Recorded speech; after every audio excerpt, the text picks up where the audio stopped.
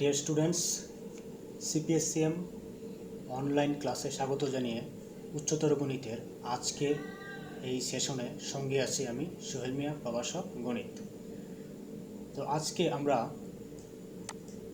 সবাই খেয়াল করো, আজকে আমরা উচ্চতর গণিত প্রথম পত্রের নবম অধ্যায় অর্থাৎ ক্যালকুলাসের যে এক্সারসাইজ 9.1 আমাদের হচ্ছে লিমিট। তোমরা জানো যে তোমাদের এক্সারসাইজ 9.1-এর লিমিট যে চ্যাপ্টারটা আছে, আমরা আজকে সেই লিমিট নিয়ে ডিসকাস করব। তো আমি শুরুতেই আমরা আলোচনার বিষয়বস্তু বলে নিলাম যে লিমিট। তারপর আজকের এই লেসন চলাকালীন সময়ে আমরা যে শিখন ফলগুলো কভার আপ হবে আমাদের, সেগুলো হচ্ছে আমরা লিমিটের সংজ্ঞা জানতে পারবো, লিমিট কি আমরা তার ব্যাখ্যাটা জানবো। সেকেন্ডলি আমরা ওই কোনো যেটাকে বলা হয় বক্ররেখার উপর আমরা যদি স্পর্শক অঙ্কন করি, স্পর্শকের ডালের সাথে এই লিমিটের কি রিলেশন আমরা সেটা জানবো। তারপরে হচ্ছে ফাংশনের লিমিটের ব্যাখ্যা আমরা এটা করতে পারবো, ঠিক আছে। আর হচ্ছে অসীম লিমিট সম্পর্কে আমরা আইডিয়া পাবো। তাহলে আমরা এই লিমিট কি সেই সম্পর্কে যদি একটু আইডিয়া নিই, এটার একটু এক্সপ্লেনেশনগুলো আমরা একটু পড়ি। তাহলে একটি ধ্রুবক এ কে একটি চলরাশি এক্স এর সীমা বা লিমিট বলা হবে যখন চলরাশিটি ধ্রুবকটির এরূপ নিকট থেকে নিকটতর হয়, মানে খুবই কাছাকাছি হবে। যেন এই যে আমরা চলরাশি যে এক্স নিয়েছি আর ধ্রুবক যে এ নিয়েছি, এদের দুইটার পার্থক্য যেন খুবই কম হয়, অতি ক্ষুদ্র হয়। অর্থাৎ এই দুটার পার্থক্য বলতে আমরা কি, মডুলাস অফ এক্স মাইনাস এ, দুইটার ডিফারেন্সটা অতি ক্ষুদ্র একটা ধনাত্মক সংখ্যা থেকে ক্রমশঃ ক্ষুদ্রতর হচ্ছে, এবং পরিশেষে আমরা যত ক্ষুদ্র ধনাত্মক সংখ্যা কল্পনা করতে পারি তার চেয়েও ক্ষুদ্র সংখ্যায় পরিণত হবে। ওকে, তখন এক্স এর মান আমরা এই প্রতীকের সাহায্যে লিখি, যেটা এক্স টেন্স টু, এটা পড়া হয় কিভাবে, এক্স টেন্স টু এ, এবং এ কে বলা হয় এক্স এর লিমিট বা সীমা।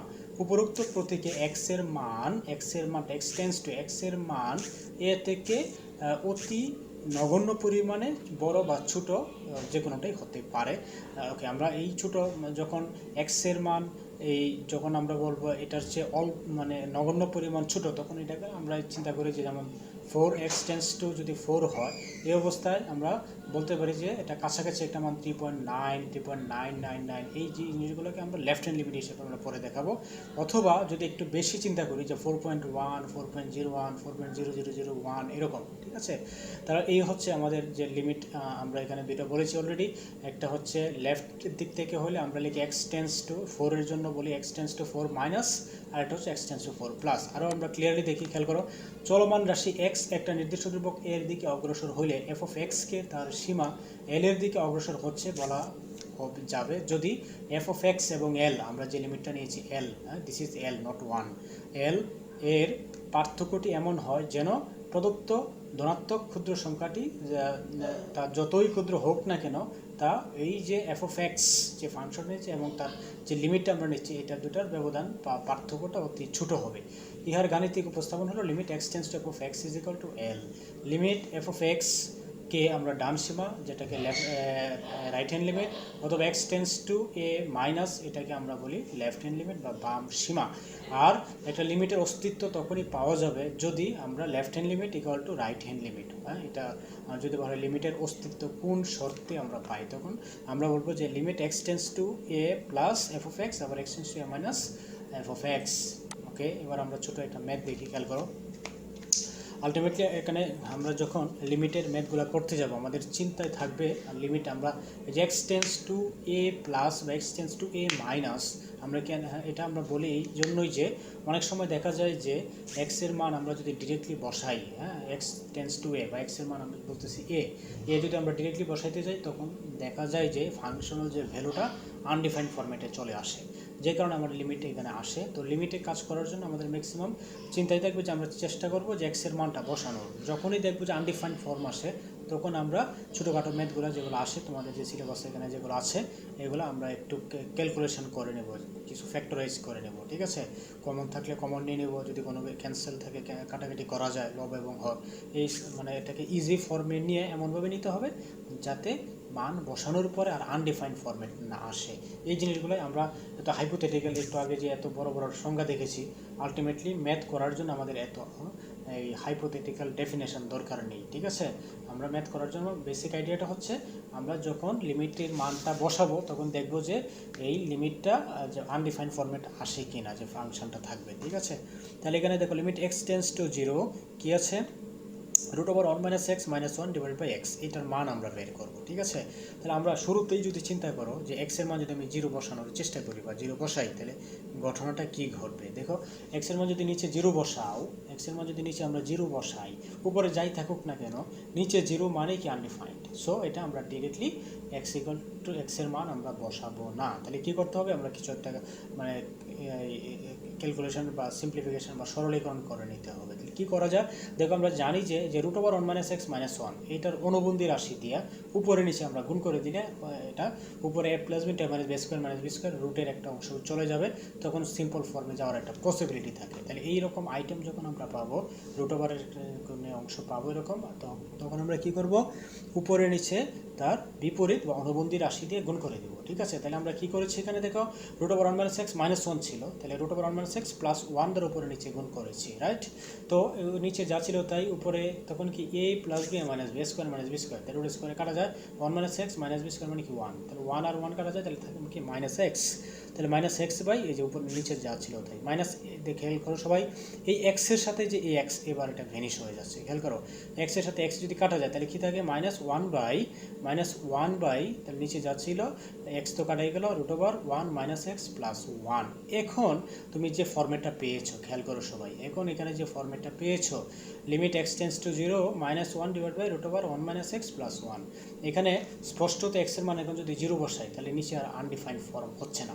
তাহলে এবার আমরা লিমিট উঠিয়ে x এর জায়গায় 0 বসাই দেবো। তাহলে x এর জায়গায় 0 বসাই দিলে কী হবে, লিমিট উঠে যাবে, তখন লিমিট আমরা যখন বসিয়ে দেবো তাহলে -1 √1 - x এর জায়গায় 0 + 1, তার মানে এখানে শুধু 1 + 1, রেজাল্ট কি -1/2, তাহলে রেজাল্ট আসলো -1/2। এই হচ্ছে লিমিটের আমরা দেখো আরেকটা ম্যাথস দেখি এখানে 2 নম্বর ম্যাথটা খেয়াল করো, limit x tends to infinity x² + 3x / 2x² - 5। তো এইখানে আমরা যদি স্টার্টিংয়ে যদি x এর জায়গায় ইনফিনিটি বসাই, খেয়াল করো ইনফিনিটি স্কোয়ার মানে ইনফিনিটি হবে, 3 × ইনফিনিটি মানে পুরোটা মিলে একটা ইনফিনিটি, আর নিচে যেখানে 2 × ইনফিনিটি এখানে একটা ইনফিনিটি আসবে, ইনফিনিটির সাথে কিছু যোগ বিয়োগ করলে আবার এটা ইনফিনিটি আসে, তার মানে ইনফিনিটি তুমি জানো এটা আনডিফাইন্ড ফর্ম। বাট 1/∞ থাকে সিম্পলি উপরে একটা নাম্বার, উপরে ইনফিনিটি না, 1/∞, তখন এটা মান তুমি জানো 0, ঠিক আছে। তার মানে ∞/∞ এটা একটা আনডিফাইন্ড ফর্ম। সো আমরা এখানে সরাসরি মান বসাবো না। তাহলে কি করা যায়, তুমি অলরেডি বলেছি যে 1/∞ ডিফাইন, 1/∞ মানে কি 0, তার মানে কখনো যদি 1/∞ আসে সেক্ষেত্রে বা সামথিং/∞ যদি আসে সেক্ষেত্রে এটা আমরা গ্র্যান্টেড, ওকে, তখন আমরা এটা 0 বসাবো, ওকে। তাহলে এখানে একটু কনসেপ্ট থেকে তুমি চিন্তা করতে পারো যে আমরা যেহেতু x বসালে প্রবলেম হচ্ছে, ওই x² এখানে যদি কমন নিয়ে নেও, খেয়াল করো, বা x² উপরে নিচে যদি আমরা ভাগ করে দিই, তুমি কমন নিতে পারো অথবা ভাগও করতে পারো। তাহলে আমি যদি x² উপর থেকে কমন নিই তাহলে কি থাকে এখানে 1 + 3/x থাকবে, রাইট। আর তাহলে নিচেও যদি x² কমন নেও তাহলে কি থাকবে 2 - 5/x², তখন দেখা যাবে যে এই যে উপরে x² কমন নিয়েছো, নিচে x² কমন নিয়েছো, কাটা যাবে, রাইট। ওকে, তাহলে কী থাকতেছে 1 + 3/x / 2 - 5/x²। এইবার আমি লিমিট উঠে যদি ইনফিনিটি বসাই তাহলে 1 + 3/x মানে কি ইনফিনিটি, 1 + 3/∞, এটার মান কত জানো তুমি 0, আর নিচে কি 2 - 5/x² মানে ইনফিনিটি² মানে ইনফিনিটি, তাহলে 2 - 5/∞, তাহলে 5/∞ মানে কি 0, তার মানে উপরে হচ্ছে 1 + 0 মানে 1, আর 2 - 0 মানে 2, তাহলে রেজাল্ট কত পাচ্ছ 1/2, তাহলে রেজাল্ট হচ্ছে 1/2। আশা করি এটা বুঝতে পেরেছো। তার মানে মোটামুটি এখান থেকে যে লিমিটের যে আমরা ক্যালকুলেশন বা ছোটোখাটো যে গণিতগুলো আসে, আশা করি তোমরা এরকম সাহায্য নিয়ে বেশি প্র্যাকটিসের মাধ্যমে এগুলো তোমাদের ক্লিয়ার হয়ে যাবে ইনশাল্লাহ, ওকে।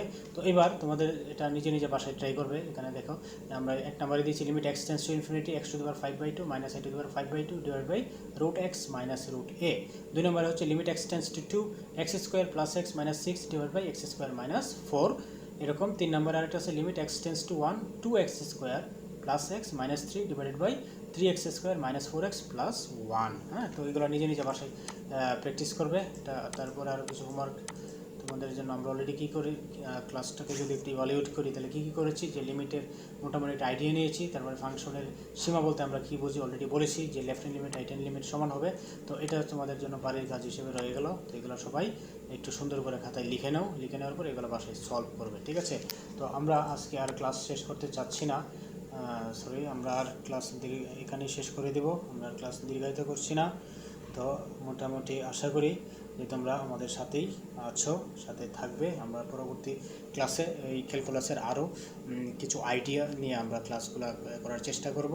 তো আজকে এই পর্যন্তই, সকলকে ধন্যবাদ এবং সকলের সুস্বাস্থ্য কামনা করছি। আল্লাহ হাফেজ।